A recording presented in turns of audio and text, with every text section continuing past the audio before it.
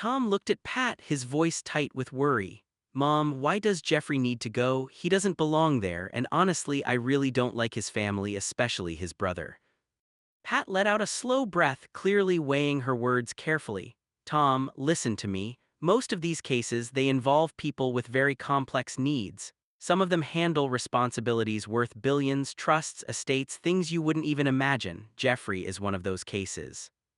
Tom frowned, confusion written all over his face. That still doesn't explain why he has to leave. It does, Pat said firmly. Ron and Paptir are already making moves. They're going to pull Jeffrey out, and when they do this group home, it's going to be under full investigation. Tom's stomach dropped. An investigation for what? Pat shook her head slightly. That's not something I can fully explain right now, but let's just say things aren't as they seem here. Tom's voice softened, fear creeping in. Then where is Jeffrey now?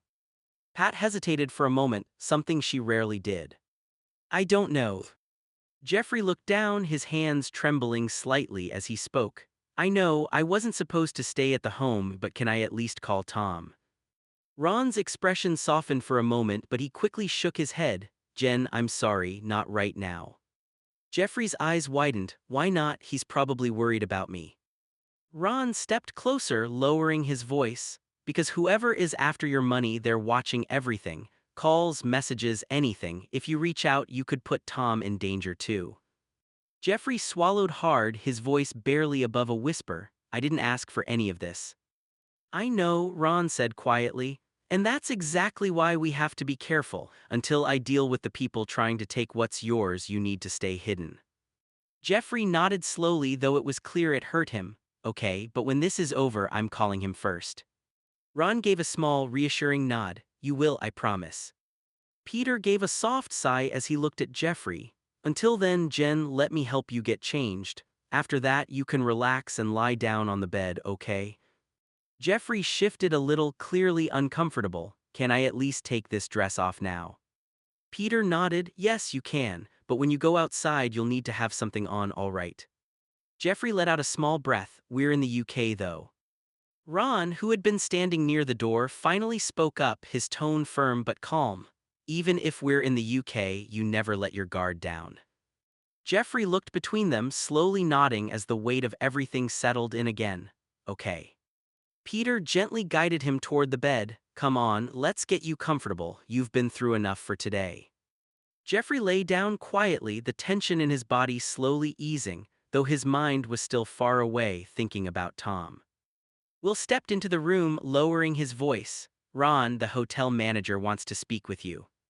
Ron didn't turn right away, keeping his attention on Jeffrey. Just a minute, we're still getting her changed. Will nodded, glancing toward the door. All right, but he sounded serious. Ron's expression tightened slightly. Of course he did. Peter finished helping Jeffrey settle in, pulling the covers up gently. There, you're okay, just rest. Jeffrey nodded quietly, still processing everything. Ron finally turned toward Will. Stay with her, I'll handle this. Will gave a small nod as Ron stepped out of the room, closing the door softly behind him. Whatever the manager wanted, it clearly couldn't wait. Ron stepped into the hallway, closing the door quietly behind him. Waiting there was the hotel manager, arms folded, eyes sharp and observant. Is everything all right, sir? The manager asked. Do you need any assistance? Ron gave a polite but controlled smile. No, we're fine. We have 3 people here taking care of her. She requires very specialized care. The manager raised an eyebrow, clearly not fully convinced. I see, but I couldn't help noticing you don't seem to have a female caregiver present, someone like her mother, perhaps. Ron's expression hardened slightly, though his voice stayed calm. We know how to care for her very well, and her mother, he paused briefly, choosing his words carefully, passed away from cancer. The manager's posture shifted just slightly. Oh, I'm sorry to hear that. Ron nodded once. She's dealing with jet lag, stress, and she doesn't respond well to new people. The best thing for her right now is stability. There was a tense silence. Then Ron stepped a little closer, his tone firm but still respectful. Excuse me, but I need to get back to her. The manager studied him for a moment longer, then slowly nodded. Of course, if you need anything, don't hesitate to ask. Ron gave a brief nod in return and turned back toward the door, but as he reached for the handle, he could feel it. The manager was still watching him. And not just with concern but suspicion. Ron stepped back into the room, closing the door a little more firmly than before. He let out a quiet breath, shaking his head. People really don't know how to mind their business, even here in the UK, huh? Jeffrey looked up from the bed, a bit anxious. Everything okay? Ron nodded, softening his tone as he walked closer. Yeah, Jen, everything's fine. He paused for a moment, then added gently, and don't worry, we're not cutting your hair, we'll get you some makeup tomorrow. Your brother can help with that. Jeffrey frowned slightly, still feeling uneasy. Makeup now. Ron gave a small, reassuring smile. Not right now, tomorrow. It's not about changing you, it's about protecting you. Jeffrey looked down at the blanket, thinking it over, then slowly nodded. Okay. Ron sat nearby, keeping his voice calm and steady. You're safe here, that's what matters.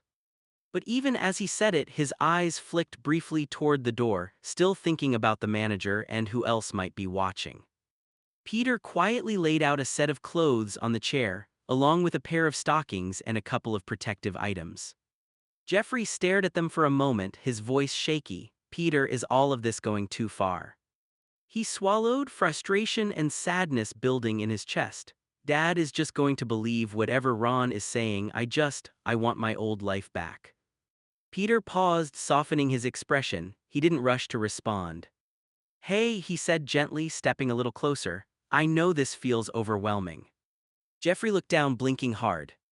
But right now, Peter continued, the focus is keeping you safe, not permanent changes, just protection until things calm down. Jeffrey hesitated, still upset but quieter now. It doesn't feel like protection. Peter nodded slowly. I get that, but you're not alone in this, all right? We're trying to get you through it, not change who you are. Jeffrey didn't answer right away, just sat on the edge of the bed, holding onto the blanket tighter, wishing things could go back to how they used to be. Will stepped into the room and nodded toward Ron. Ron, we're good, they've got the two guys. Ron's expression tightened immediately. Do they know yet? Will shook his head, not yet. Ron exhaled slowly, thinking for a moment. Stay quiet about it, I'll be the one to tell them. Will nodded, okay. Ron lowered his voice, glancing toward the door as if checking who might be listening. Good, the less noise around this right now, the better. Will understood and stepped back, letting the tension settle in the room as Ron prepared for what came next. Peter looked toward Ron, his voice low. Dad, Jen is in the van. Ron nodded slightly, still focused. Will told me they found the guys, we can go home. Peter hesitated, then stepped closer, concern in his voice. Dad, we should keep this just between the three of us for now. Ron glanced at him. What do you mean? Peter lowered his voice further. Jeffrey can't go back to that group home, not yet. What if new staff show up and the same thing happens again? A heavy silence settled between them. Ron's expression tightened as he considered it. You're not wrong. Peter nodded, anxious but firm. We need a plan that actually keeps him safe this time. Ron looked toward the door where Jeffrey was waiting, then back at Peter. All right, for now we keep him close, until we know every piece of this situation is handled. Peter exhaled, relieved but still uneasy. Okay, but we do it right this time. Will frowned, stepping closer. You two are joking, right? You're not leaving Jen in the dark again. Ron's expression stayed firm but calm. We're not leaving her, we're protecting her. Will shook his head. That's not what it looks like. Ron let out a slow breath. Do you trust that group home? Because we don't. The room went quiet for a moment. Will looked down, conflicted. No, I don't. Ron nodded slightly, as if that confirmed everything. Exactly, that's why we can't just rush this. We do it wrong and she ends up back in the same situation or worse. Will softened a little, though still uneasy. So what's the plan? Ron glanced toward the door where Jeffrey was waiting. We keep her safe, we keep her close, and we make sure the people responsible can't reach her again. Will finally nodded. All right, but we do this the right way. Ron gave a firm nod back. That's the only way we're doing it. Tom looked at Pat, his voice steady but serious. Mom, I've made my choice. I'm going to look for Jeffrey and bring him home. Pat froze for a moment, studying him, then her expression softened with pride. As your mom, I'm so proud of you, more than I can say. A small pause. Then her tone shifted, firmer, professional now, but as your boss, you're fired. Tom blinked, taking it in without arguing. I understand. Pat nodded slowly, emotion still in her eyes. This isn't about punishment, it's about boundaries. What you're doing now, it's bigger than work. Tom gave a slight nod. I know, I just can't sit back anymore. Pat stepped closer, her voice softer again. Then go, but be careful and bring him home safely. Tom's jaw tightened with determination. I will. Tom looked at Pat, his voice steady but emotional. I'm not trying to be like Ben, Mom. He shook his head slightly, trying to find the right words. Ben controlled Vin because he thought he was helping, but Jeffrey is more than that to me. He's a good friend. Tom took a breath. That's the difference between Ben and me. Pat studied him quietly, the tension in her face easing just a little. I hear you, she said softly, but you need to be careful you don't cross that same line without realizing it. Tom nodded, not defensive, just honest. I know, that's why I'm doing this the right way. A pause settled between them. Pat finally sighed. Then go find him, but don't lose yourself in the process. Tom gave a small nod. I won't. Ron and Peter reached the van and got in quickly. The atmosphere inside was tense but controlled. Jeffrey looked between them, his voice uncertain. Did you two know that Ben, the guy from that documentary about Vin? Peter frowned slightly. Yeah, what about him? Jeffrey swallowed, holding up the tablet. Ben is related to Tom and Pat. Ron's expression shifted immediately. How do you know that? Jeffrey hesitated, then handed the iPad over to Peter. I saw them talking about it, about Ben and the documentary. Peter took the tablet and glanced at the screen, his expression tightening as he read. Ron leaned in slightly, his voice lower now. This just got more complicated. A heavy silence filled the van as the weight of what Jeffrey had discovered started to settle in. Jeffrey looked down for a moment, then shook his head firmly. Even if they found the guys that tried to take my money, I'm not going back to the group home again. The van went quiet. Peter glanced at him, softer now. Jeffrey. Ron's expression tightened but his voice stayed calm. I hear you. Jeffrey's voice cracked slightly but he held his ground. I'm serious, I can't go back there, I don't feel safe there. A long pause settled over them. Ron finally nodded once. Then we'll figure out another way, but we're not making any rushed decisions. Peter added gently, not this time. Jeffrey slowly leaned back in his seat, still tense, but a little steadier, knowing they weren't ignoring him. Peter quickly typed a message and showed it to Ron. Easier than we thought. Ron glanced at the screen, then over at Peter. He gave a slow, understanding nod, silent agreement. No words followed. He simply turned his attention back to the road and kept driving, his grip steady on the wheel as the weight of everything settled in quietly between them. Ron glanced at Peter's phone, then nodded slightly. Text Will, Ron said quietly. Tell him Jen found the documentary about Ben, now he doesn't trust Tom and Pat. Peter quickly typed out the message. Ron added, his voice steady but serious, we'll keep you updated. Peter hit send and leaned back, the weight of the situation settling in as the van continued down the road in silence. Will's phone buzzed sharply in his hand. He looked down, read the message once, then again. His brow tightened. Jen found the documentary about Ben, now he doesn't trust Tom and Pat. Will let out a slow breath, shaking his head under his breath. Of course he did. He typed back quickly. Keep him calm, don't push anything right now, this could escalate fast. A pause. Will glanced toward the hallway, thinking through the ripple effect this would cause, Tom's decision, Pat's authority, Ben's history suddenly resurfacing in Jeffrey's mind. This just got messy, he muttered. He sent another message. I'll talk to Pat, don't let Jen spiral on this. Will locked his phone, jaw tight, already preparing for the fallout. Ron pushed Jeffrey's chair gently forward as they moved down the hallway. Peter walked beside them, keeping his voice calm. Jen, they found the guys who tried to take your money. Jeffrey looked down, processing it quietly. Okay, he said after a moment. Then he shook his head firmly. But I'm still not going back. The group slowed slightly. Peter glanced at Ron, then back at Jeffrey. Hey, no one's forcing you right now. Ron kept his voice steady but supportive. We just want you safe, that's the priority. Jeffrey stayed quiet, gripping the blanket tighter, still unsure, but not backing down either. Tom spotted them outside the shop and rushed over, his voice urgent. Jeffrey, don't worry, I'm here, I'll help you. Jeffrey turned toward him, guarded, his voice sharp, like Ben helped Vin. Tom froze for a second. Jeff, it's different. Ron stepped in, slightly calm but firm. Jen said she's good, you don't need to interfere. Tom's frustration flared. I'm not walking away from this, I'll call the cops if I have to. There was a tense silence. Jeffrey looked straight at him, unshaken. Do it then. The air between all of them went cold, no one moving, no one backing down. Ron stepped forward, his voice calm but sharp. Do you even know who tried to move Jen's money? Tom frowned, caught off guard. Who? Ron held his gaze. Your mother. The words hit hard. Tom's expression shifted immediately. That's not possible.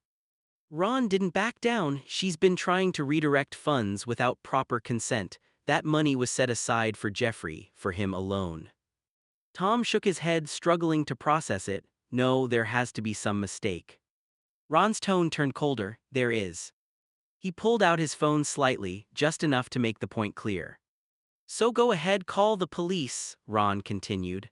And the moment you do, I send everything to her superiors and to her. A heavy pause. Ron finished, steady and firm, and when that happens, you won't just lose this argument, you'll lose your job too. Silence fell over the group. Tom stood there, torn between what he believed and what he was now being forced to question. Jeffrey looked at all three of them, his voice tense. Son, you're acting just like his mom. Tom blinked, confused and defensive. I didn't do anything. Jeffrey shook his head, correcting him. Not you, I'm talking about Ben. The name hung heavy in the air. Tom's expression shifted, realizing what Jeffrey meant, but not liking it. Jeffrey's voice softened, but the point stayed firm. He thought he was helping too, and look how that turned out. A quiet tension settled over the group as the comparison sank in. Jeffrey looked down for a moment, then back up at Tom, his voice quieter but more certain. I always tried to watch that documentary, but the group home avoided it. They didn't want us talking about it. He swallowed, piecing his thoughts together. I didn't understand back then, but I do now. Tom stayed silent, listening. Jeffrey continued, his voice steady but heavy with realization. His mom is in charge and his brother works under her. The implication hung in the air. Jeffrey looked right at Tom. And now I see the pattern. A tense silence followed, one that made it clear this wasn't just about the past anymore. Ron went still as Jeffrey finished speaking. For a moment he didn't say anything, just watched him carefully. Then slowly Ron nodded. So you see it now. His voice wasn't harsh, but there was a quiet seriousness to it. Jeffrey didn't look away. I'm not stupid, they kept it from us for a reason. Ron's eyes flicked briefly toward Tom. And that reason is exactly why we're being careful.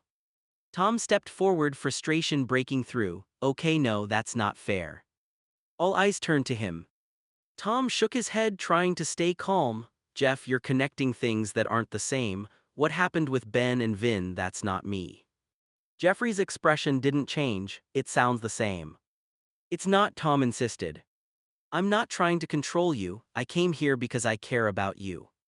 Ron crossed his arms slightly, watching. Tom continued, more emotional now. You're my friend, that's it. No hidden agenda, no control, just me trying to make sure you're okay. Jeffrey hesitated, but didn't fully give in. That's what he probably said too. The words hit harder than anything else. Tom took a step back, hurt flashing across his face. That's not fair, Jeff. Ron finally stepped in again, voice calm but firm. Fair or not, it's how he feels right now. Silence fell over the group. Jeffrey looked between them, still unsure. And Tom stood there, realizing that proving the truth wasn't going to be easy. Jeffrey looked straight at Tom, his voice steady but serious. Don't risk both your jobs. Tom frowned slightly, not liking where this was going. Jeff. Tom, Jeffrey cut in gently but firmly, just go home, before things start to look really bad for you or for Pat. The words hung heavy. Tom shook his head, torn. I'm not leaving you like this.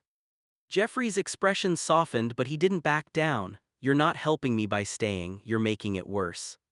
A long pause. Please just go. Tom stood there conflicted, wanting to fight but realizing Jeffrey meant every word. Ron stayed silent this time, watching closely. And for the first time, Tom wasn't sure what the right move was anymore. Ron watched Tom hesitate, then stepped forward, his voice low and controlled. You still don't get it, do you? Tom looked at him frustrated, then explain it. Ron didn't rush this time. Your mom isn't just in charge, she controls access. Access to funds, decisions, placements, everything. Tom shook his head, she's doing her job. Ron's expression hardened. No, she's deciding who gets control over people like Jeffrey. A pause. And sometimes, Ron continued, that means moving money where it benefits the system, not the person it belongs to. Tom's face tightened. You're saying she's stealing. I'm saying, Ron replied carefully, that she's been authorizing things without full consent, and once that starts, it doesn't stop. Jeffrey looked down, gripping the blanket tighter. That's why the group home didn't want that documentary talked about, Ron added, because it exposes how easy it is for people in power to cross that line and call it help. Tom ran a hand through his hair, shaken now. You're twisting this. Ron took out his phone again, not aggressively, just enough to make the point. I have records, Tom, transfers, requests, sign-offs. Silence. Tom didn't speak. Ron's voice softened just slightly, but stayed firm. You think you're protecting him, but if you don't see what's really happening, you could end up helping the same system you're trying to fight. Jeffrey finally spoke, quiet but clear. That's what I'm afraid of. Tom looked between them, his confidence cracking for the first time. I need to talk to her. Ron nodded once. Then do it, but be ready for the answer. Tom stepped aside and quickly dialed Pat's number, his hand tight around the phone. It rang once, twice. Then she picked up. Tom, Pat's voice came through, calm but guarded. Tom didn't waste time. Mom, I need the truth, right now, about Jeffrey's money and the group home. A pause. Before she could answer, Jeffrey spoke up from nearby, his voice sharp but steady. Pat, don't lie. Tom glanced at him, confused. Jeffrey continued, trying to piece everything together. Do you remember, I had to talk with Pat before my dad, my brother, and I are on the board of directors. Tom's eyes widened slightly. Jeffrey pressed on, more certain now. So when my brother Peter told me to leave, that meant there was nothing left to save at the group home. A heavy silence followed. Peter, standing nearby, nodded once. He's right. Tom slowly looked between them, the situation suddenly becoming far bigger and more official than he had realized. Ron stayed quiet, watching Tom closely as the truth began to shift everything. Tom held the phone tighter as the silence stretched. Then Pat finally spoke. Tom, I need you to calm down and listen to me. Her tone was controlled, but there was strain underneath it. Tom didn't soften. No, Mom, you listen. Jeffrey is saying there was money misused and that decisions were made without consent. Is that true? A pause. Pat exhaled slowly. Tom, that situation is more complicated than you understand. Jeffrey, standing nearby, spoke up immediately. Don't say it like that, just answer it. Pat's voice sharpened slightly. Jeffrey, I am not discussing sensitive board matters through a phone call in the middle of a public situation. Tom stepped forward, so it is board-related. Another pause, longer this time. Yes, Pat admitted carefully, but not in the way you're implying. Ron watched Tom closely, seeing the shift in his expression. Pat continued, more firm now. What I can tell you is that the group home was already under review. Peter's recommendation to shut down operations wasn't sudden, it was based on ongoing concerns. Jeffrey looked down, processing that. Peter quietly added, almost confirming it to himself, he's right, that part did happen. Tom lowered his voice, then why didn't anyone tell him properly? Pat's tone softened slightly but stayed controlled. Because we were trying to prevent panic. Not everyone handles these changes well in real time. Jeffrey let out a quiet breath, conflicted but listening. Tom looked between Ron, Peter, and Jeffrey, realizing there wasn't one simple truth here, just layers of decisions made without everyone in the room. Tom tightened his grip on the phone. Does Dad know about all of this? There was a brief pause on the other end. Pat finally answered, her tone careful. Yes, he does. He's the legal counsel for the group home, so he needed to be informed. Tom's expression shifted immediately, so he knew everything that was going on. Pat replied, steady but firm, not everything in real time, but he was involved in the legal oversight and decisions. A heavy silence followed. Jeffrey looked between them, trying to process it all. Tom's voice dropped, so none of this was just random. Pat softened slightly. No, Tom, it never was. Ron, standing nearby, watched Tom carefully as the truth settled in, more complicated than anger, more layered than blame. Ron let the silence sit for a moment after Pat's words, then spoke quietly, carefully choosing each sentence. You're hearing legal oversight like it means protection for Jeffrey, Ron said, looking at Tom, but that's only half of it. Tom narrowed his eyes. What do you mean? Ron exhaled. It's not just about protecting residents, it's also about protecting the system when something goes wrong inside it. Jeffrey looked up sharply. Inside it? Ron nodded. When a group home is flagged, financial concerns, missing approvals, questionable transfers, it doesn't just become a care issue, it becomes liability control. Tom's voice hardened, so paperwork covering tracks. Ron didn't deny it. Documentation, audits, legal shielding, call it what you want. A tense beat passed. Peter stepped in quietly, uneasy. It's supposed to stop abuse of power, but it can also hide it if no one challenges it fast enough. Jeffrey's jaw tightened, so if something was wrong, it could have been buried. Ron looked at him directly now, not buried, contained, investigated internally first before it ever reaches public view. Tom shook his head, and who decides what gets contained? Ron's answer came after a pause, the board. That word landed heavier than the rest. Jeffrey looked down again, processing it all, realizing this wasn't just about one group home anymore. It was about how far up the chain control actually went. Jeffrey's voice broke through the tension. Tom, stop digging anymore, talk to Peter. He looked overwhelmed, like everything was becoming too much. Peter stepped forward, firm but controlled. Tom, see you and your parents in court. Tom frowned immediately. Court, what are you talking about? Peter didn't flinch. To get back the money your mom sold off, money that was meant for a lightly disabled brother's trust. A heavy silence fell. Jeffrey looked down, clearly shaken. I didn't want it to go this far. Ron stayed quiet, watching Tom carefully as the situation fully shifted from personal conflict into something legal and far more serious. Tom slowly lowered his phone, realizing this wasn't just an argument anymore. It was becoming a case. Ron glanced at Peter and gave a firm nod. Peter, take Jen to the van, I'll pay for our stuff and I'll meet you outside. Peter hesitated for a moment, then nodded, all right. He gently guided Jeffrey away from the tense scene. Jeffrey looked back briefly, still overwhelmed by everything happening. Just don't make this worse, he said quietly. Ron gave a small, steady nod. I won't. As Peter and Jeffrey headed toward the van, Ron turned toward the counter, taking a slow breath as he prepared to handle what came next. Inside the van, the door closed with a soft thud, shutting out the noise from outside. Jeffrey sat back in his seat, still tense, then turned to Peter. How did I do? Peter looked at him for a moment, then gave a small nod. Good, really good. Jeffrey let out a breath, but Peter raised a hand, slightly serious now. But in court, don't guess, don't lie. Jeffrey nodded slowly. If their lawyer asks you something you don't fully know, just say, I don't know. He leaned forward a little, his tone firm but calm. They may twist things around, change the meaning of your words, you just stay truthful and careful, all right? Jeffrey swallowed and nodded again. Okay. Peter softened slightly, just be trustworthy, that's what matters most. Jeffrey looked down, absorbing it all as the weight of what was coming started to sink in.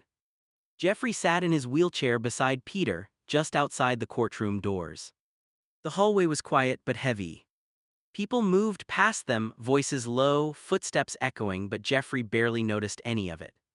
His hands rested in his lap, tense. I don't know if I'm ready for this, he admitted quietly. Peter looked at him, calm and steady. You don't have to feel ready, you just have to be honest. Jeffrey nodded slightly, staring ahead at the closed doors. What if I mess up? Peter shook his head. You won't. Just remember what I told you. Don't guess, don't try to fill in gaps. If you don't know something, say you don't know. Jeffrey took a slow breath. Okay. Peter gave a small reassuring nod. I'll be right there the whole time. A court officer stepped out and called their names. Jeffrey straightened slightly in his chair, nerves still there, but steadier now.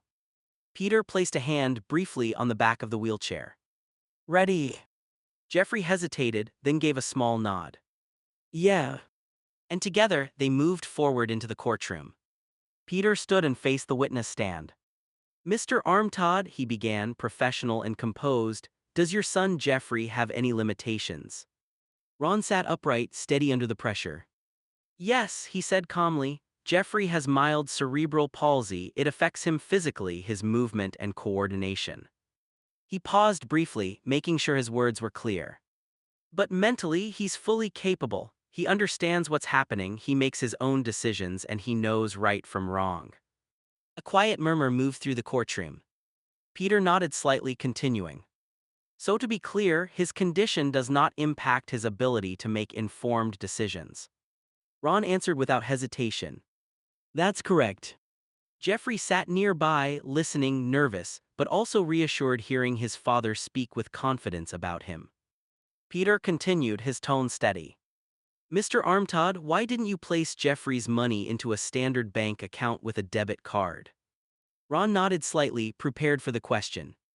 Because Jeffrey needs assistance with some aspects of daily living, he explained, and he told me something important. Peter gestured for him to continue. Ron glanced briefly toward Jeffrey, then back to the court. He's concerned that if someone else is helping him use a card and he's not directly supervising every transaction, there's a risk they could use it without his consent. A quiet pause settled in the room. So instead, Ron added, we chose methods that gave him more control and oversight, even if they were less convenient. Peter nodded, letting the answer settle. Because the priority was protecting his financial autonomy. Ron answered firmly. Yes. Jeffrey sat quietly, hearing his concerns being taken seriously, something he hadn't always felt before. The opposing lawyer stood, adjusting their papers before looking directly at Ron. So let me make sure I understand, they began. Your son chose to keep his money in a lockbox in his room, correct? Ron nodded cautiously, yes. The lawyer took a step forward. And that means other staff members, like my clients, had access to that box at times, correct? Ron's expression tightened slightly, only under supervision. The lawyer raised an eyebrow. But you just told this court your son needs help with daily living, so isn't it true that staff, not you, were often the ones assisting him? A brief pause. Ron stayed composed. They assisted him with daily tasks, yes, but that doesn't mean they had permission to access his money freely. The lawyer pressed further. But access is access, Mr. Armtod. If staff are more present than you are, doesn't that make them in practice the ones in control? The courtroom grew quiet. Ron leaned forward slightly, voice firm now. No, it means they were trusted to help, not to take control. There's a difference. Jeffrey listened closely, tension visible, as the line between help and control became the center of the case. Peter rose quickly. Objection, Your Honor. The room stilled. Peter continued, firm and precise. Counsel is implying that because someone assists Mr. Jeffrey Armtod, he somehow loses control over his own finances. He turned slightly toward the judge. That is not accurate. Mr. Armtod retains full legal rights over his money. Assistance with daily living does not transfer ownership, authority, or consent. The judge looked toward the opposing counsel. Sustained, they said calmly, rephrase your question. Peter sat back down composed. Jeffrey glanced over at him, a small sense of reassurance settling in. His rights were being clearly defended. The opposing lawyer nodded, unfazed. Of course, Your Honor. They turned back to Ron, tone calmer but more precise. Mr. Armtod, let me rephrase. A pause. You agree that your son requires assistance with certain daily activities, correct? Ron answered carefully, yes. And you also agree that, at times, staff members were the ones physically present to assist him. Yes. The lawyer stepped closer. So while your son retains legal rights over his money in practice, there were moments where others were in a position to influence or access those funds, correct? Ron didn't answer immediately this time. Only if they violated his trust, he said firmly. The lawyer seized on that. Exactly, so the system relied heavily on trust. A brief pause. And when that trust is placed in multiple staff members, some of whom you now claim acted improperly, would you agree that the setup itself created risk? The courtroom grew quiet again. Ron's jaw tightened. It created responsibility, he replied, not permission. The lawyer tilted their head slightly. But responsibility that, according to your own claims, was not upheld. Jeffrey shifted in his seat, tension rising again as the argument tightened around him. Peter watched closely, ready to step in if needed. Peter stood once more. Your Honor, the defense calls Jeffrey Armtad to the stand. A quiet ripple moved through the courtroom. Jeffrey swallowed hard as all eyes turned to him. Peter walked over, placing a steady hand on the back of his wheelchair. You've got this, he said quietly. Jeffrey nodded, nervous but determined. He was guided to the witness stand and sworn in. State your name for the record, Peter said gently. Jeffrey Armtad, he replied, voice a little shaky but clear. Peter kept his tone calm and supportive. Jeffrey, do you understand the difference between telling the truth and telling a lie? Jeffrey nodded, yes. And do you promise to tell the truth today? I do. Peter gave a small nod. Jeffrey, can you explain to the court why you didn't feel comfortable using a debit card for your money? Jeffrey took a breath, remembering what Peter told him. I was worried that if someone helped me with the card, they could use it without me knowing. The courtroom listened closely. So what did you choose instead? Peter asked. A lockbox, Jeffrey said, so I could see when my money was being used. Peter nodded. And did you give staff permission to use your money without asking you first? Jeffrey shook his head firmly, no. A pause. How did you feel when you realized someone may have used your money without your consent? Jeffrey hesitated, then answered honestly. Scared and like I couldn't trust anyone. The room fell quiet. Peter stepped back slightly. No further questions. The opposing lawyer slowly stood, preparing to cross-examine. Jeffrey gripped the armrests of his chair just a little tighter. This was the moment that really mattered. You're Jeffrey, correct? Jeffrey nodded, yes. And you and your family provided money to the group home, correct? Jeffrey took a breath, yes, but... The lawyer tried to continue, but Jeffrey spoke up firmer now. But the stuff in my room, that wasn't for the whole group home. A slight murmur moved through the courtroom. The lawyer tilted their head. So you're saying... Jeffrey didn't back down. You can try to twist my words, he said, voice steady despite the nerves, but I'm not going to let you do that to me.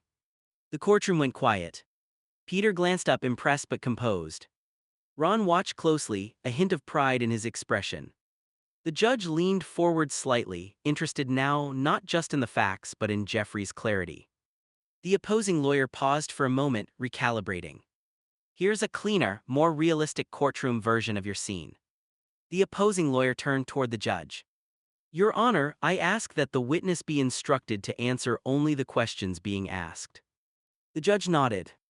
Agreed, Mr. Armtad, please limit your responses to the questions presented.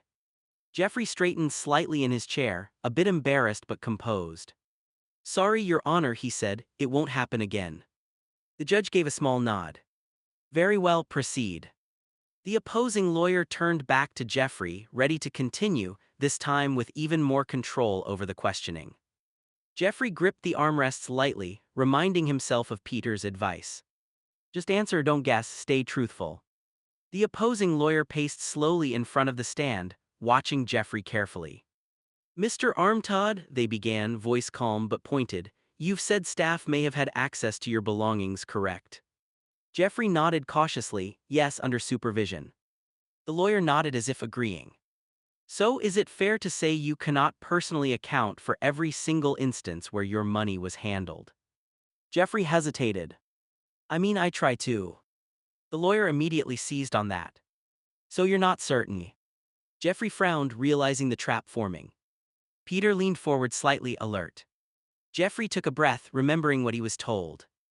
I'm certain about what I chose, he said carefully, and I'm certain I didn't give permission for anyone to use my money without asking me. The lawyer didn't stop. But you just admitted you cannot account for every instance. Jeffrey shook his head slightly. I can't account for what I didn't see, but that doesn't mean I agreed to it. A quiet shift moved through the courtroom. Peter stayed still, but visibly approved of the answer. Ron watched closely, expression tight but focused. The lawyer paused for a fraction of a second, recalculating their approach. Jeffrey sat upright, nervous, but no longer being pulled off track. Peter stood up immediately. Your Honor, opposing counsel is badgering the witness. The courtroom shifted slightly as attention moved back to the judge. Peter continued, firm and composed. The line of questioning is repetitive and is clearly designed to confuse Mr. Armtad rather than clarify facts.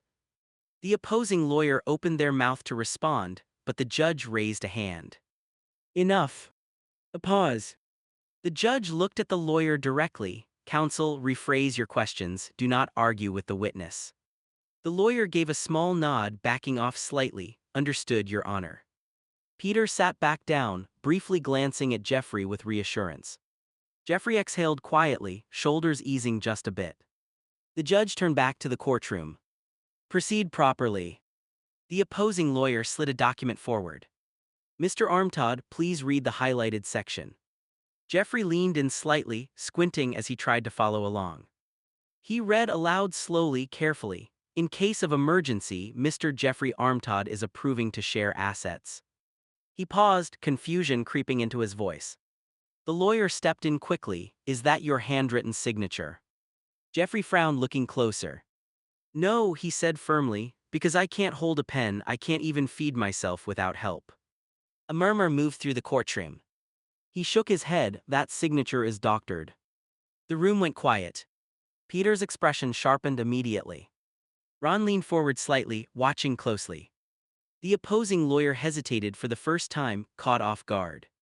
The judge leaned forward, expression firm. Clerk, please provide a pen and place it in front of the witness. The pen was set down carefully on the stand table. The judge continued, Mr. Armtad, please attempt to pick it up. The courtroom went quiet. Jeffrey looked at the pen, then down at his hands. He focused, trying carefully. His hand moved forward slowly, shaky, unsteady. He tried again. After a couple of minutes of effort, nothing worked. The pen barely shifted. Jeffrey stopped, breathing a little heavier, clearly frustrated but composed. I can't, he said quietly. A heavy silence filled the room. The judge's expression tightened, now fully focused. Counsel, the judge said firmly, in my chambers now. The opposing lawyer straightened, clearly realizing the seriousness of what had just been demonstrated. Peter exhaled slowly, watching the shift in the courtroom dynamic. Ron stayed still, eyes fixed forward. Jeffrey lowered his hands, the reality of the moment settling in, quiet, undeniable, and now fully on record. In the judge's chambers, the atmosphere was sharp and controlled. The forged document had been placed on the table. The judge looked directly at the opposing counsel. This signature is now under review by forensic document analysis, the judge said firmly. It is not to be treated as valid evidence in this proceeding. The opposing lawyer immediately stepped in. Your Honor, that document was submitted in good faith by my clients. There was no intent to mislead the court. The judge held up a hand. That may be argued elsewhere, but in this courtroom we do not accept questioned signatures as fact without verification. A pause. The judge's tone hardened. Mrs. Smith, you and your clients are now on very thin ice. The lawyer frowned. Your Honor, I must object to the implication. The judge cut them off. I just watched a witness struggle for several minutes to hold a pen, the judge said sharply, and I will not ignore what that demonstrates. Silence fell. The judge continued, measured but firm. He cannot even pick up a pen. That alone raises serious questions about the validity of any document allegedly signed under his authority. The opposing lawyer went quiet, their earlier confidence shaken. Peter sat back slightly, exhaling in relief. Ron stayed still, watching the exchange carefully. The ruling was clear. The signature and everything tied to it was now officially in doubt. If you want next. The judge returned from chambers and looked out across the courtroom. This matter requires immediate clarification, the judge said firmly. Given the concerns raised, I have ordered handwriting samples from all relevant parties connected to the disputed document. A ripple moved through the room. The judge continued, those samples have now been analyzed. A pause. One sample matches the signature on the document in question. The courtroom went silent. Peter leaned forward slightly, attentive. The judge's expression hardened. That signature does not belong to Mr. Jeffrey Armtod. A murmur spread quickly through the room. The judge raised a hand to restore order. This court now considers the submitted document unreliable and inadmissible as evidence pending further investigation. The opposing lawyer sat back, visibly unsettled. Peter remained calm but clearly satisfied with the ruling. Ron looked toward Jeffrey, the tension in his face easing slightly for the first time. Jeffrey exhaled slowly, still processing what had just happened, realizing the weight of his testimony had just shifted everything. The judge's voice cut through the room. Tom William approached the bench. Tom froze for a second, then slowly stood up. Your Honor, he said quietly as he walked forward. The judge held up a paper. Your handwriting has been matched to the signature on the disputed document. A heavy silence filled the courtroom. Tom's eyes widened. That's not, I didn't forge anything. The judge's expression stayed firm. Then explain why your handwriting is consistent with the signature approving access to Mr. Armtod's assets. Tom shook his head immediately. I've never signed anything like that, I didn't approve any transfer. Peter stepped in from his seat. Your Honor, this suggests someone may have replicated Mr. Williams' handwriting or used his identity without authorization. The opposing lawyer shifted uncomfortably. Ron's gaze stayed locked on Tom, trying to read him. Tom looked overwhelmed now, voice rising slightly. This is getting twisted, I didn't do this. The judge raised a hand. Mr. William, you will remain available for further questioning. This matter is not concluded. A gavel tap followed. The courtroom tension deepened. What started as a financial dispute was now turning into a possible identity and forgery investigation. Pat stood abruptly. Tom, please shut up, Your Honor, may I see that document? She stepped forward, taking a closer look. I know my son, she said firmly. And I know his handwriting. The courtroom went quiet as she examined the paper. The judge looked at her, concerned. Mrs. William, are you all right? Pat didn't look away from the document at first. Then she exhaled slowly and straightened. Her voice turned cold and controlled. Tom, you're fired. A stunned silence hit the room. Tom blinked, completely caught off guard. Mom, what? Pat finally looked up, her expression unreadable but firm. This situation has crossed a line I can't ignore, not in court, not in my office, not anywhere.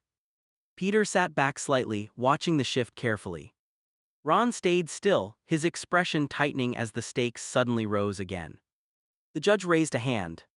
Order, we will address employment matters outside this courtroom. But the damage had already been done. Everything was now spiraling into both legal and personal collapse at the same time. Tom's voice broke as he tried to explain. We were going broke, we needed the money. Pat's expression hardened instantly. I have my name on the building, she said sharply, and this is what you do with it, you're just like Ben. Tom shook his head in disbelief. No, Mom, no, that's not true. His voice rose slightly. I didn't do this. The tension in the room snapped. The judge raised a hand, voice firm and final. Enough. A pause.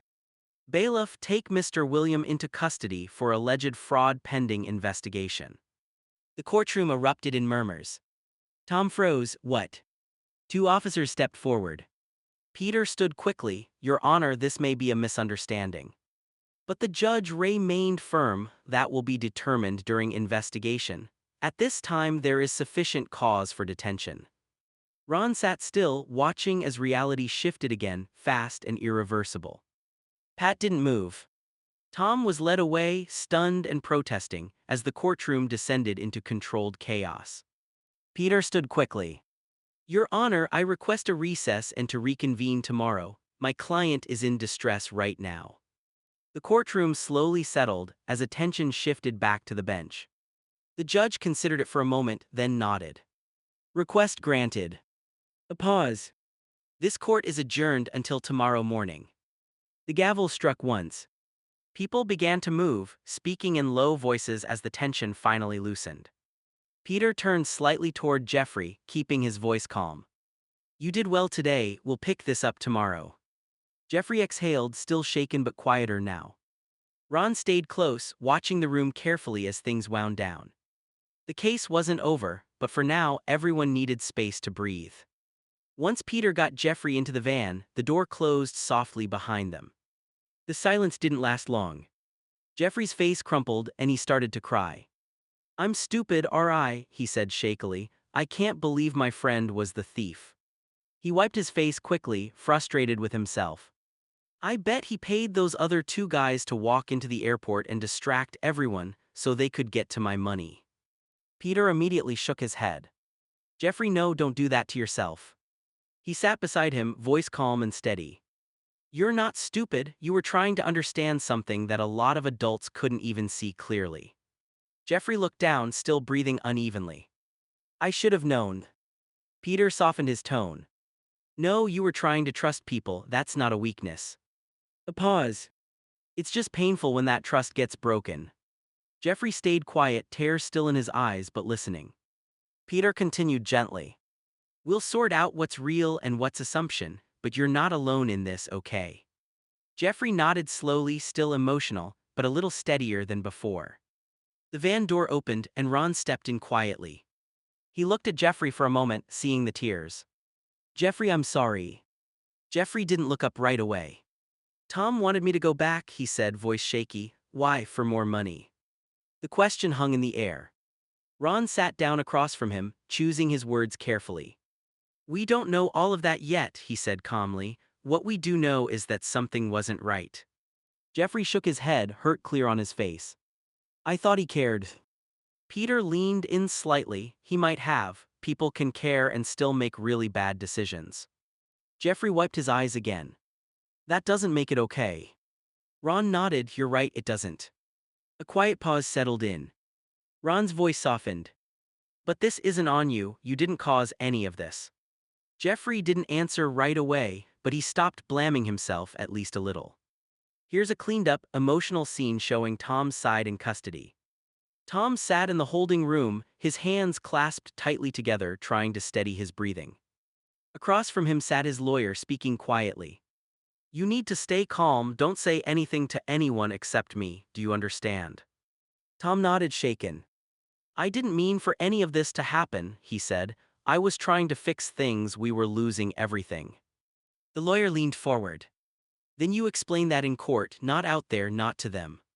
Tom ran a hand through his hair. They think I set everything up, the airport, the money. Before he could continue, the door opened slightly, Peter, Ron, and Jeffrey visible down the hallway. Peter spoke firmly from a distance. Tom, talk through your lawyer. If you come near my dad, my brother, or me again, things will get worse than jail time. Tom looked up, hurt and frustrated. Peter, I didn't. Jeffrey cut him off, voice tired and done. Bro, let's go, he's just going to keep lying to us anyway. That hit harder than anything. Tom's face fell as Jeffrey turned away. Jeff, please, Tom called out, but his voice didn't carry far. The door closed again. Silence. Tom leaned back in his chair, the reality finally settling in. He wasn't just fighting a case anymore. He was losing the people he was trying to hold onto. Tom sat back, defeated, staring at the table.